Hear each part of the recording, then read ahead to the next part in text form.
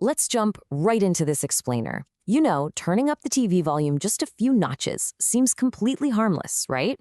I mean, sitting through one more show, kind of ignoring a conversation because you couldn't quite catch what was said, or waking up feeling exhausted and just shrugging it off as normal aging. A lot of these habits just don't feel harmful in the moment. But today, we're going to explore this quiet threshold where incredibly small, everyday habits start to have a massive impact on your body, especially once you cross that age 60 mark. We're breaking down 7 specific things you really need to stop doing. And hey, not because aging is some kind of failure. Absolutely not. It's because your body is actually still actively responding to the signals you feed it every single day. So here is the absolute crucial point. As we get older, our bodies just naturally have less room to compensate for things like a bad night of sleep, a totally inactive day, or missing out on key nutrients. It's what's known as the compensation room. Think back to when you were 30. Your body's internal buffers could handle skipping a meal or pulling a late night without skipping a beat, right? But after 60, those buffers become a whole lot more sensitive. Muscles take longer to respond, your balance gets much more sensitive to blood pressure changes, and the reality is, when one system slips, it usually pulls others down with it. All right, we are kicking off our countdown at number 7. Stop calling every new symptom just aging. It is so easy to dismiss a new problem as just getting older, but doing that seriously delays taking action. There's a huge contrast between quiet physical changes and loud lifestyle changes. See, after 60, your body often sends out these quiet signals, things like persistent fatigue, a sudden new weakness, or repeated bouts of dizziness, way before it sends out the loud ones. But if we don't address that quiet signal, it almost always snowballs into a loud lifestyle change. You know what I mean?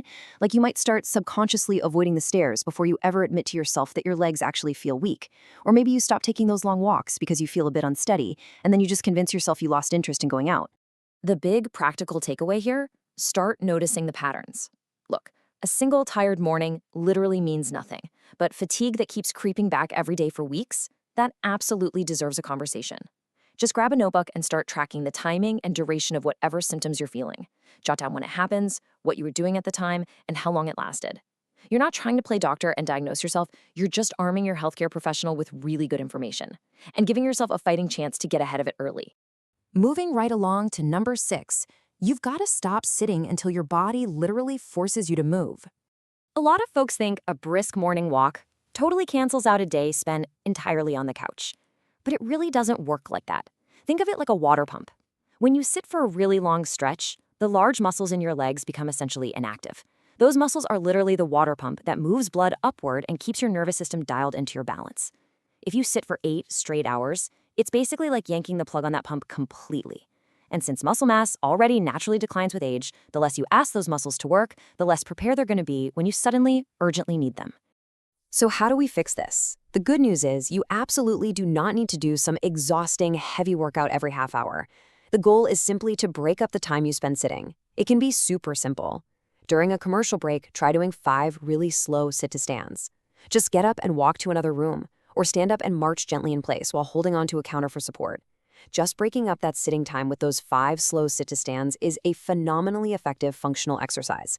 It flips that water pump right back on. Okay, habit number 5 is all about nutrition. It is time to stop eating what I call filler meals. Just packing in calories does not actually support aging muscles. Scientists use this fancy term anabolic resistance. But in plain English, it just means that as you get older, your muscles actually become way less responsive to small amounts of protein. They literally demand a much clearer signal and a solid supply of building materials just to maintain and repair tissue. So if your meals consistently lack protein, your body just flat out doesn't have the raw materials it needs to run those repairs. So before you take that first bite, I want you to start asking yourself one simple question. Where is the protein in this meal? Maybe it's eggs or lentils, fish, poultry, some Greek yogurt, or tofu. Now, don't stress, the goal here isn't absolute nutritional perfection, and you definitely don't need to jump on some extreme diet trend. It's really just about making sure you've got a solid protein source sitting right there alongside your high-fiber carbs and healthy fats like olive oil or nuts. Because honestly, strength after 60 isn't just built by lifting weights in the gym, it is built at the breakfast table, at lunch, and at dinner. Hitting number 4 on our countdown, please stop using the television as your nightly sleep medicine. For so many of us, that TV isn't even really about entertainment, right?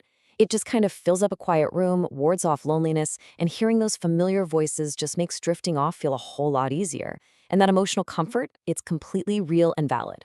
But falling asleep with a screen flashing in your face puts you directly into a red zone of visual stimulation. The shifting light and the unpredictable sounds create these tiny interruptions that block your brain from actually sinking into deep, continuous sleep stages. And those sleep stages are absolutely crucial. They're what support your memory, balance your hormones, and drive your physical recovery. So we really want to shift over to what we'd call the green zone, audio comfort. Try switching to an audiobook or maybe just a soft, steady sound machine and set a 20 to 30-minute sleep timer. You still get that comforting, familiar sound, but without all that disruptive visual chaos. Down to habit number 3, stop pretending you heard what someone just said during a conversation. Picture this. You're at dinner, you only catch about half of a sentence, so you just do the polite thing, you smile, and you nod. We've all done it. But over time, this seemingly minor hearing issue fundamentally changes how you participate in your own life. And the reason this is so wildly dangerous comes down to something called cognitive load. When a sound is muffled or unclear, your brain has to burn a massive amount of effort just trying to decode the speech. So energy that should be used for your memory and your attention gets hijacked just to figure out what words were spoken. A casual conversation literally turns into exhausting work.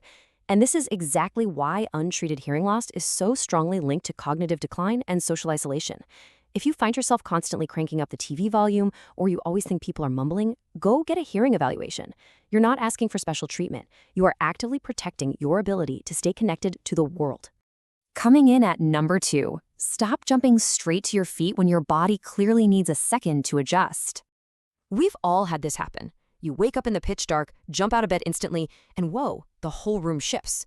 Your legs feel totally wobbly. A lot of people just brush this off, but those few seconds of instability, that is exactly when devastating falls occur. This is a critical safety point. It's called orthostatic hypotension, which is basically a sudden, sharp drop in blood pressure when you stand up. Gravity pulls your blood downward, and for a lot of older adults, the nervous system just adjusts a little bit slower, which causes that temporary dizziness. Throw in certain medications, a little dehydration, or other medical conditions, and that risk skyrockets. So instead of springing out of bed in the dark, use this incredibly smart adaptation. I call it the safe transition. It's 4 easy steps. First, just sit at the edge of the bed. Second, wiggle and move your ankles a bit. Third, take 1 deep, calm breath. And fourth, stand up while holding onto a stable surface. Giving your body just a few extra seconds to complete a blood pressure adjustment that maybe used to happen instantly, that's not a sign of weakness, my friends. That is a smart, fiercely protective habit. And wow, that brings us to number 1, truly the most damaging habit of all. Stop waiting for a major health crisis before you change your routine. Seriously, why do we wait until we actually take a bad fall to realize our legs are weak, or wait until we've completely isolated ourselves from friends to finally admit we have a hearing problem? Sometimes it's fear, sometimes it's just pure pride. But here's the reality. Healthy aging is almost never the result of one dramatic last-minute rescue. Think of your independence like a reserve account at the bank. Prolonged sitting, ignoring weird symptoms, surviving on terrible sleep, those are all daily withdrawals. Day by day, they drain your account. On the flip side, strength training, eating enough protein, moving safely, and getting deep, calm sleep, those are your daily deposits. Prevention after 60 isn't about micromanaging every single detail of your life. It is simply about making sure your reserve account stays full enough so that when an illness or a crazy stressful month inevitably hits, you actually have the resources to bounce back. Let's tie this all together into your daily independence blueprint so we can ensure that reserve account is packed with deposits. How do we do that without feeling completely overwhelmed? So what's the secret? It is called stacking one action. Listen to me, do not chase perfection. And please do not try to overhaul your life and tackle all 7 of these things by tomorrow morning. Pick just one small change, and attach it to a routine you already have. Like right after you finish your morning coffee, do 5 slow, controlled chair stands. Or tonight, simply set a 20-minute sleep timer on the TV. Or tomorrow morning, before you get out of bed, just pause, move your ankles, and take a breath. A habit only becomes powerful because your body receives the exact same useful signal over and over until it feels completely ordinary. You know, aging changes the body, but what you do next still matters. Your body at 70 is obviously not the same body you walked around in at 30, but that does absolutely not mean it's broken. It just means the signals you send it matter a whole lot more.